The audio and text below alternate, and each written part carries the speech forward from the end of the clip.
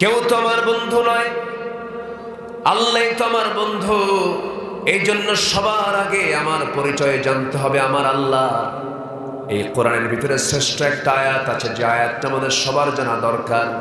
আল্লাহু লা ইলাহা ইল্লা হুয়াল হাইয়ুল কাইয়্যুম লা তা'খুযুহু সিনাতুন ওয়ালা নাওম লাহু মা ফিস সামাওয়াতি ওয়া মা ফিল আরদ من ذا الذي يشفع عنده إلا بإذنه। কোন আয়াত বলেন? কোন আয়াত? আয়াতুল কুরসি। এই আয়াতুল কুরসিটা আমরা সবাই মুখস্থ করে নেব, জোরে বলি ইনশাআল্লাহ। আল্লাহ তাআলা তার মোটামুটি একটা